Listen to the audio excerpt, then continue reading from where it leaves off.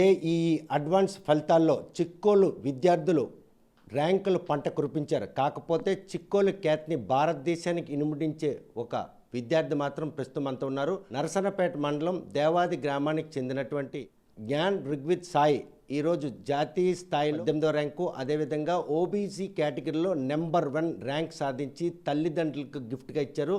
ఉపాధ్యాయులు తల్లిదండ్రులు కావడంతో ఆ ఖ్యాతిని ఆర్జించడానికి మాత్రం పడింది అని ప్రతి ఒక్కళ్ళు నోట కూడాను తల్లో నాలుగులా నావుతున్నారు. ప్రస్తుతం సాయి సాధించినటువంటి ఈ ఘనత చిక్కోలు జిల్లాని మరోసారి దేశానికి పరిచయం చేసేటటువంటి ర్యాంక్గా భావిస్తున్నారు. ప్రస్తుతం ఆ మొదటి ర్యాంక్ సాధించినటువంటి సాయి మనతో ఉన్నారు.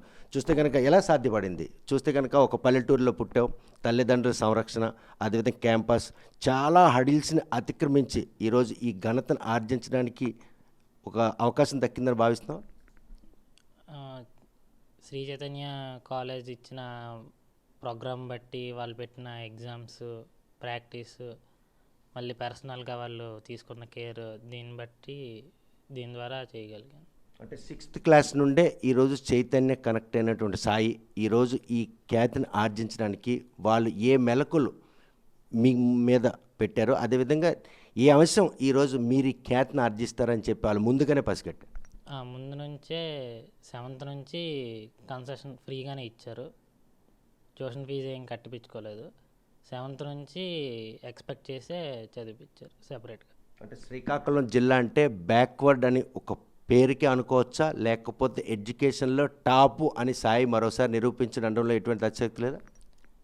ఎక్కడైనా శ్రీకాకుళం నుంచి వచ్చిన స్టూడెంట్స్కే బాగా నాలెడ్జ్ ఉందని కూడా అక్కడ వాళ్ళు కూడా అట్నే చూస్తారు.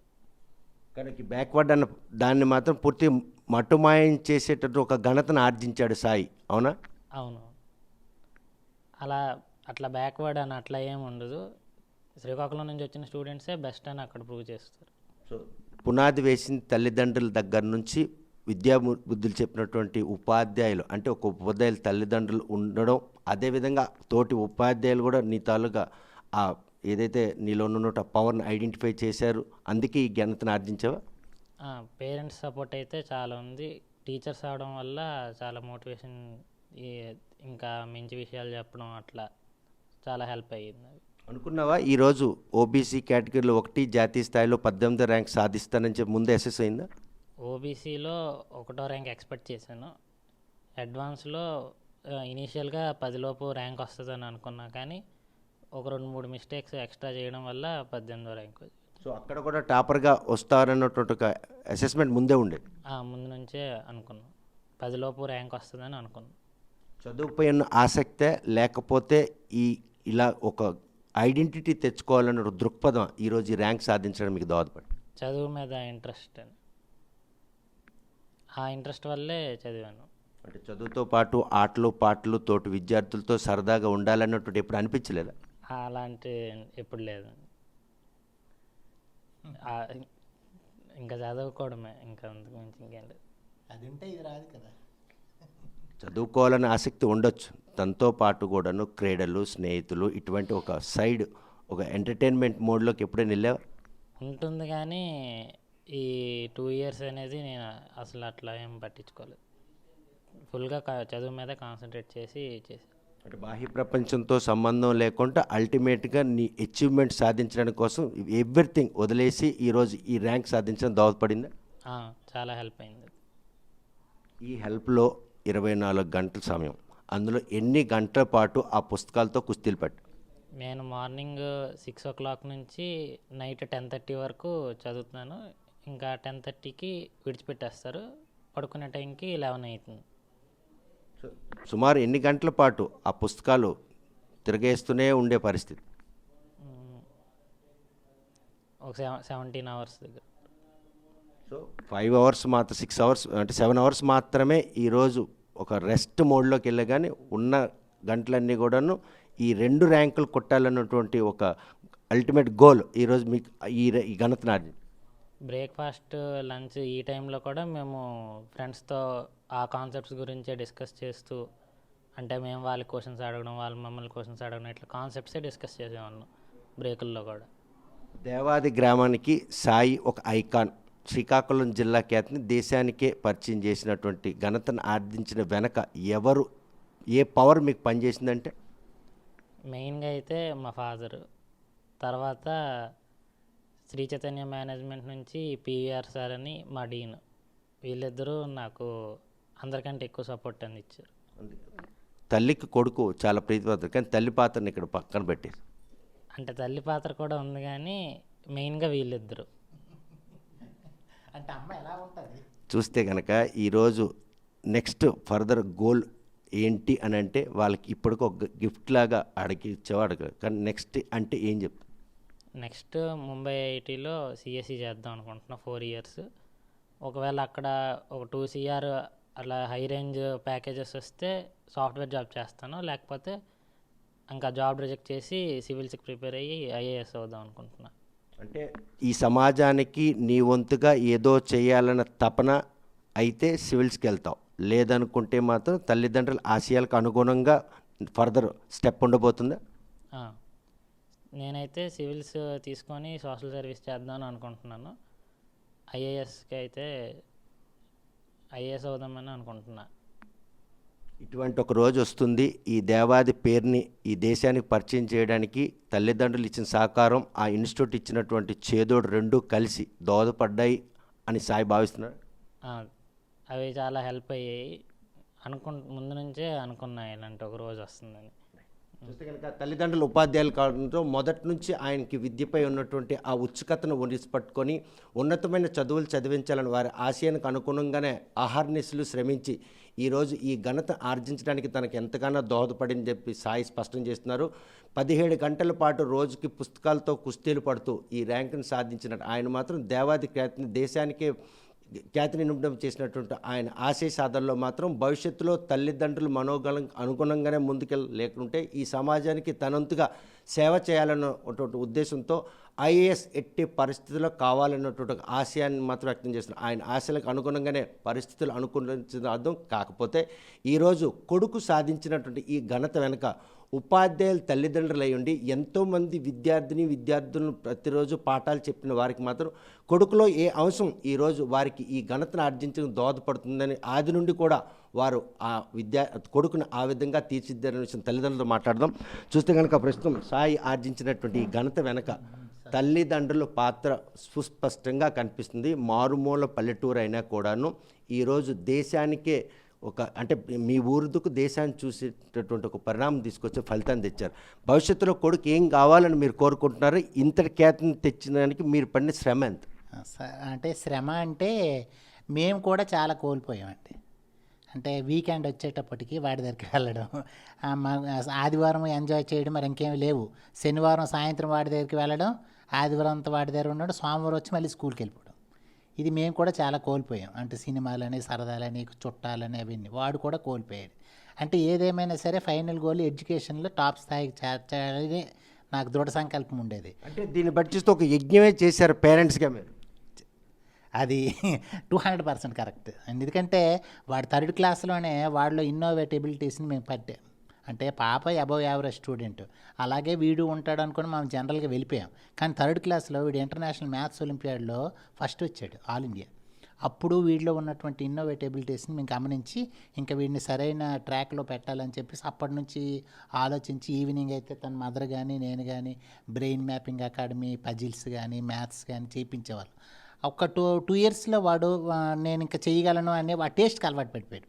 అది అలవాటు పడిపోతే కంటిన్యూగా ఇంట్లోనే ఉండేవాడు, బయటికి ఆటకు కూడా వెళ్ళేవాడు కాదు. ఖాళీ ఉంటే టీవీ చూసేవాడు, లేదంటే బుక్స్ చదువుకునేవాడు. ఇలాగ లైఫ్ని పత్రం చాలా కోల్పోయాడు. అయితే ఏది కోల్పోయినా సరే ఫైనల్గా ఇలాంటి రోజు వస్తుందని మేము ఎప్పుడూ ఊహించాం. అంటే ఇలాంటి రోజు గురించే వాడు శ్రమ పడ్డాం. అంటే మీరు ఉపాధ్యాయులు కావడమే కొడుకు ఈ ఘనతను ఆర్జించడానికి దోహదపడిందా, లేకపోతే ఉపాధ్యాయులే అవ్వక్కర్లేదు. అంటే వాడు చదివాడు, మేము వాడికి హెల్ప్ ఇచ్చాం అంతే. దానికి ఉపాధ్యాయులే అవ్వక్కర్లేదు. మేము యాజ్ ఏ ఉపాధ్యాయులుగా చాలామంది పిల్లల్ని బయట తీసుకురావడం ప్రయత్నించాం. మా కళ నెరవేరలేదు. ఎందుకంటే అక్కడ తల్లిదండ్రుల యొక్క సపోర్ట్ లేదు. తల్లిదండ్రుల సపోర్ట్ ఉంటే వాళ్ళు టీచర్సే కావక్కర్లేదు సార్. అంటే యాక్చువల్గా వాడికి తెలిసింది, వాడు ఇప్పుడు ఎగ్జామ్ రాశాడు కదా సార్, అందులో ఒక్క క్వశ్చన్ కూడా మాకు తెలియదు. మరి మేము ఎలా చేయగలం సార్? వాడు ఇదే కాదు, 6th క్లాస్ నుంచి వాడు 6th క్లాస్లో ఇంటర్మీడియట్ సిలబస్ చెప్పారు. మేమేంటి మామూలుగా చదువుకున్న చదువులు, వీడేంటంటే ఎన్సీఆర్టీ లెవెల్లో ప్రిపరేషన్ ఉండేది. అవి ఏంటనేది మాకు అర్థం కాదు. వీడు ఏం చెప్పామో 5th క్లాస్ వరకే చెప్పాం. మరి అలాగే ఉపాధ్యాయులకు మేమేం చేసాం? ఉపాధ్యాయులకు మేమేం చెప్పలేదు. అంటే చాలామంది విద్యార్థులకు బోధన ఇస్తుంటారు, కానీ పిల్లల తాలూకా ఏదైతే గ్రాస్పింగ్ పవర్ ఉందో దాన్ని కూడా ఐడెంటిఫై చేస్తారు. మీ అబ్బాయి విషయంలో ఏ అంశం ఈరోజు ఇంతటి స్థాయిని ఆర్జిస్తాడన్నటువంటి ఒక ఐడెంటిటీ? అదే సార్, వాడు వర్తాలుగా 3rd, 4th, 5th వాడు ర్యాంకింగ్ చూస్తే మేము ఆ కాలేజ్ స్కూల్ వాళ్ళు కూడా మాకు ప్యారలల్గా ఇన్ఫామ్ చేసేవాళ్ళు.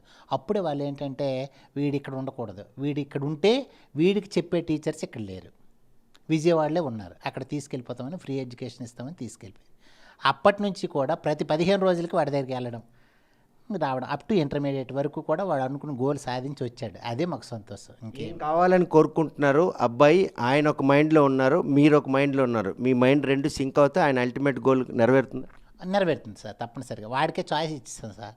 అంటే ముంబై ఐఐటి అనేది కన్ఫర్మ్, అక్కడ ఏదైనా నేను గ్రాడ్యుయేషన్ చేయాలి. అది చేసినాక వాడిష్టమే. ప్యారలల్గా నేనేమనుకుంటున్నానంటే వాడికి ఫస్ట్ ఇయర్ నుంచే సివిల్స్ పైన అన్అకాడమీలోన ఆన్లైన్ కోచింగు ఒక రోజుకి 2 hours తీసుకొని ఫైనల్ ఇయర్లోనే సివిల్స్ రాసి కొట్టేయాలి అని ఒక సజెషన్ ఇచ్చాను. కానీ చదివేది వాడు, మనం కాదు కదా అని నా జస్ట్ ఒపీనియన్.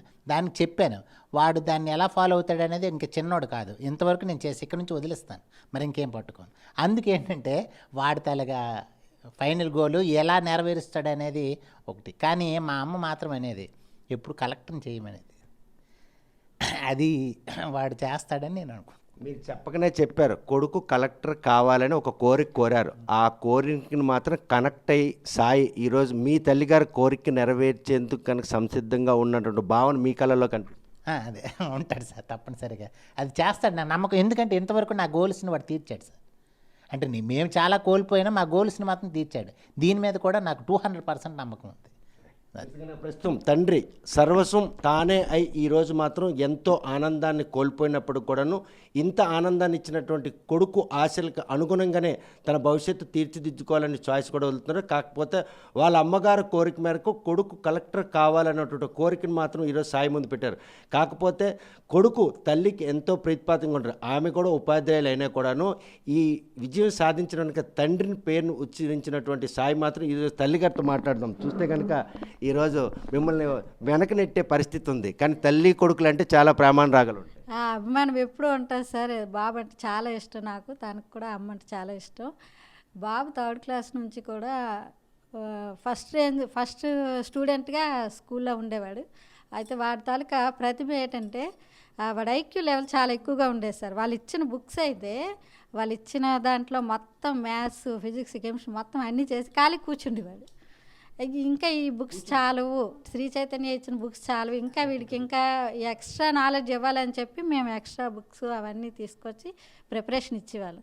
6th క్లాస్లో అయితే వాళ్ళు ఐపీఎల్ స్క్రీనింగ్ టెస్ట్ పెట్టి ఫ్రీ బ్యాచ్కి బాబుని సెలెక్ట్ చేశారు. అప్పటి నుంచి విజయవాడలో చదువుతున్నారు. అంటే చిన్నప్పటి నుండి చదువుపై ఉన్నటువంటి ఉత్సుకతని ఆదిలోనే గమనించినటువంటి తల్లిదండ్రులుగా, ఉపాధ్యాయులుగా ఈరోజు ఆయనకు ఒక మార్గం చూపించేందుకు దిక్సూచులు మాత్రం అయ్యారు అంతేనా? అయ్యాం సార్.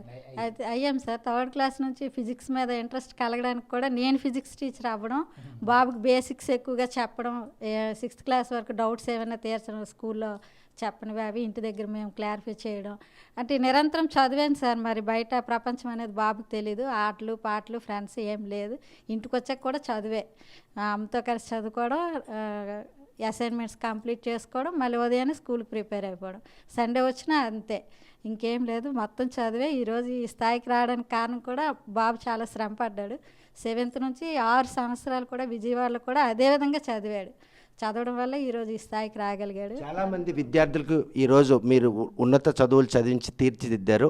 కాకపోతే వారు కూడా ఈ గోల్ని సాధించాలంటే ఉపాధ్యాయులు పిల్లలై ఉండాలా, లేకపోతే ఆ తల్లిదండ్రులు ఆ పిల్లల తాలూగా ఆ ఉత్సుకతను పరిగణనలు తీసుకొని ఆ బాటలో నడిపించాలి. అంతేను సార్. తల్లిదండ్రులు ఉపాధ్యాయులు అవ్వక్కర్లేదు. పిల్లడి తాలూకా ఉత్సుకతని గమనించి ఆ దిశగా వాళ్ళు డైరెక్షన్ చేయగలిగితే తల్లిదండ్రులు పిల్లలు ఏ స్థాయికైనా రాగలరు. ప్రోత్సాహం అనేది తల్లిదండ్రుల నుంచి 100% ఉండాలి. ఉంటేనే పిల్లలు వాళ్ళు అనుకున్నది కానీ, తల్లిదండ్రులు అనుకున్నది కానీ, టీచర్స్ అనుకున్న ర్యాంకులు కానీ సాధించగలరు. చూస్తే కనుక సాయి వాళ్ళ ఫాదరు వాళ్ళ అమ్మగారు కోరికను తీర్చడానికి కలెక్టర్ కావాలనుకుంటారు. మీ అమ్మగారు ఏమైనా కోరిక కోరారు, లేకపోతే అమ్మగా మీరేమైనా కోరిక? లేదు సార్, వాడు అనుకున్న స్థాయికి చేరుకుంటాడని ముందు నుంచే అనుకున్నాము. గ్రూప్స్ సెలెక్ట్ అయితే బాగుంటుంది, వాడు ఐక్యూ లెవెల్కి అది సివిల్స్ ఎగ్జామ్ అయితే బాగుంటుంది, సమాజానికి కూడా సేవ చేసే దిశగా వెళ్ళొచ్చని మేము కూడా కలెక్టర్ అవ్వాలని ప్రోత్సాహం ఇచ్చేవాళ్ళం. వాళ్ళ నాన్నమ్మ గారి కోరిక అయితే మాత్రం ఎప్పుడు కలెక్టర్ అవ్వాలని కోరుకునేది.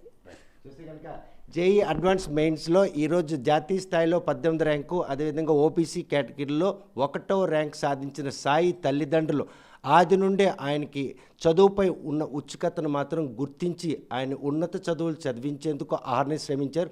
ఎన్నో ఆనందాలు సంతోషంగా పక్కన పెట్టి కొడుకు భవిష్యత్తు కోసం తల్లిదండ్రులు పడినటువంటి ఆరాటం ఈరోజు ఫలించిందన్న సంతృప్తి మాత్రం వ్యక్తం చేస్తున్నారు. కాకపోతే కొడుకు ఈ ఘనతను ఆర్జించిన నేపథ్యంలో మాత్రం ఆయన భవిష్యత్తు తనకు అనుగుణంగానే తీర్చిదిద్దుకోవాలని సూచన చేస్తూనే ఆయన్ని కలెక్టర్గా చూడాలని ఆ తల్లిదండ్రుల ఆశలకు అనుగుణంగా కొడుకు ఆ కోరికను తీరుస్తాడా, మళ్ళీ ఈ దేవాది గ్రామం మరోసారి భారతదేశం ఇటువైపు చూసేలా చేస్తుందా లేదా అనే విషయం వేచి చూడాల్సింది. దేవాది నుండి వీడియో జర్నలిస్ట్ రామకృష్ణ రవికుమార్లతో సత్యం, RTV శ్రీకాకుళం.